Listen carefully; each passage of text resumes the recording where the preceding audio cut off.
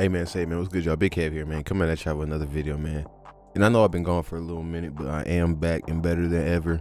Shout out everybody that stuck around, man. We at 262. We did drop 2 subscribers from the last video, which isn't P, but I can't complain because I did take my little break.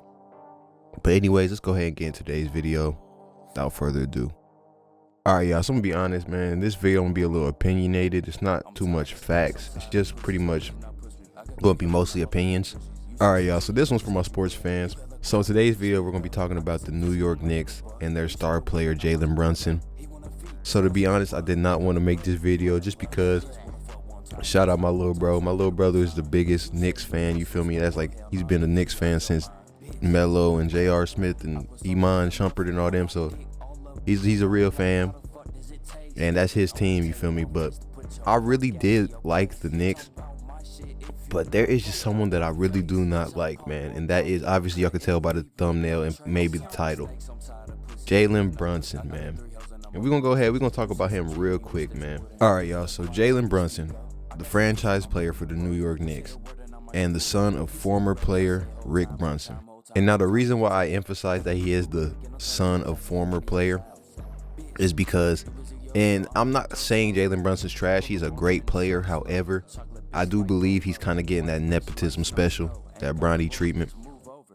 Because honestly, I do not think that Jalen Brunson is a franchise player. I don't think he's a key player that you build your team around. I believe he's a great player and a great role player. However, I do not believe he is a franchise player. And we're going to keep going into that throughout this video. And now the real reason why I personally feel like Jalen Brunson is behind all these changes happening to the Knicks organization, and not just him, I also believe his father is also pulling some strings in the background as well. And the reason why I truly believe that is because I personally don't feel like Jalen Brunson has been the best person on the Knicks for the last 3 years in a row. You get what I'm saying? Now, he's a great person, great player. But the thing is, I feel like the team is making bad choices by building around him, and they're actually giving away key pieces, and they ruined the team that I used to like. So let me go ahead and flash back to 2 years ago, 2023. Well, actually, as a matter of fact, I'm just going to name a lot of the players that I liked that were on that team, and you guys probably did not know that they were a part of that team as well. So first player I want to go ahead and say is RJ Barrett. Shout out to RJ Barrett. He was good. I'm sad they had to get rid of him. Next was Quentin Grimes. Y'all see how I used to love Quentin Grimes when he was on the Knicks, and now hey, I'm glad he's doing good now though, because I always knew he was good, and I did not like the Knicks when they got rid of him. Emmanuel Quickly, when they got rid of him too, I'm done messing with the Knicks. Precious Achiuwa. Oh man, do not get me started on Dante DiVincenzo. Matter of fact, I'm going to really make a whole segment on this after this, because I'm gonna be honest with you guys, the DiVincenzo trade was like the final straw with me, and that's when I really knew Jalen Brunson isn't as good as we think he is. And that's when I really knew, when DiVincenzo got traded. So before I get into that, let me talk about Julius Randle as well, because as we all know, Julius Randle was the franchise player for the Knicks before he obviously got that trade too. So I kind of felt like that was kind of messed up for them to get rid of Randle, even though I ain't gonna lie, Randle was the only one that I personally feel like the Knicks could have got rid of, just because he was always hurt. I ain't gonna lie, he was always getting hurt in the playoffs. He did make me mad when he was doing that. But now let's go ahead, let me talk about this DiVincenzo real quick. But yeah, before I do that, I also forgot, y'all, the homie Obi Toppin too. I forgot they had him as well too. That's my dog. He's going crazy on the Pacers now. So bro, they really had the Avengers when you really think about it. And if they would have just built their team instead of building around a 6'1" guard and then trading your entire team for Karl Anthony Towns, you get what I'm saying? So I just don't think the Knicks were making smart choices. And now let me go ahead and get to the DiVincenzo trade.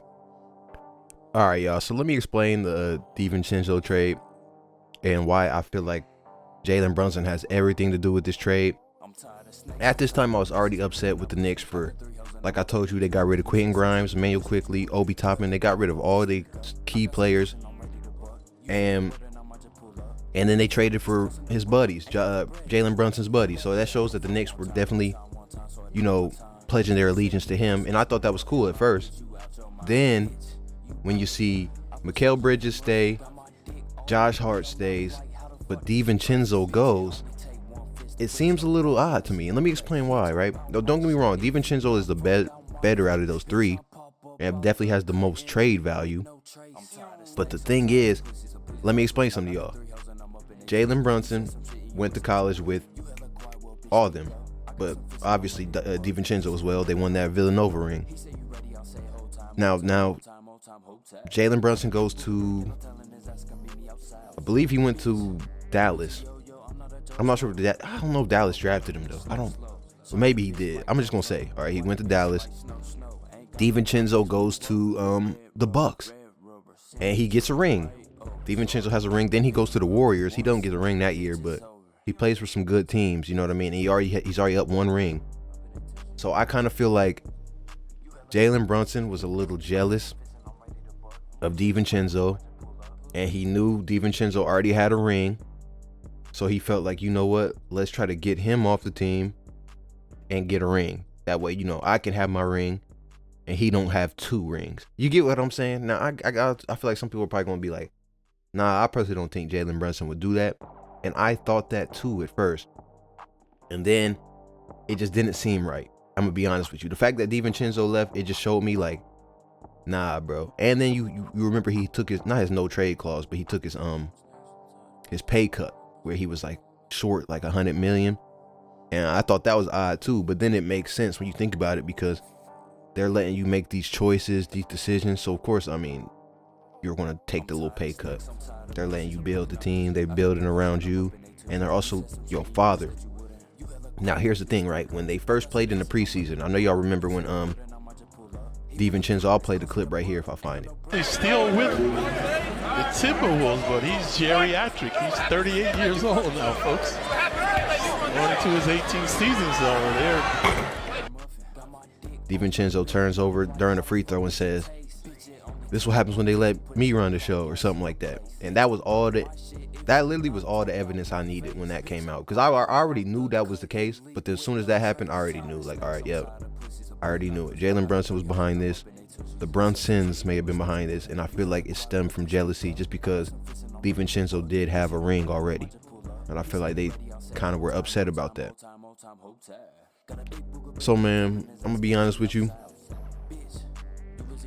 I know this may have been a tangent. I know this may have been a weird video to make, and it really is. I just honestly I saw Jeff Teague on his podcast. They was talking about how the Knicks, they just thought that them losing to the Pistons in game 2, and I was just like, you know, right, because this is kind of like what happens when you build around. I'm surprised they didn't learn their lesson. Last year they got first rounded. Did they get first? I don't think they got first rounded, but you could see Jalen Brunson was struggling because he's not that elite of a player. Don't get me wrong, he's great, but he's not, you know what I mean? He's not that big of a factor. So, and then Cat, I don't know what Cat's doing, but hopefully they do get it together though. Because like I said, it's not that I'm not a Knicks fan. I'm just upset with the directions they're taking, and I just wish they wouldn't have done all this and they would have just stayed patient and just kept their team. Because like you see, Obi Toppin, he's doing good coming off the bench for Indiana. Emmanuel Quickly's doing good at for the Raptors. Then you got Quentin Grimes, who's literally having the time of his life. Don't get me wrong, they're suffering all those injuries and stuff. So like Embiid, Maxey, all them niggas gone, so he gets the time to run the show. But still, bro, I always thought Quentin Grimes was a great player, and that the Knicks had a good spot for him. So let me know what y'all think, man. Let me know what y'all know about the playoffs too. Do y'all think Jalen Brunson gonna clutch it? Y'all think the Knicks gonna do something this year, or do y'all think who we got? It's gonna be Celtics, Thunder. I ain't gonna lie, y'all. I personally don't. Even though the Celtics the Thunder is destroying the Grizzlies right now, I just don't think they're gonna go all the way. But I could be wrong. Anyways, man, shout out y'all, man. Big Kev, I'm up out of here. Got another video dropping today about that man Shannon Sharpe, so just show some love. I love y'all, man. Big Kev, I'm out of here.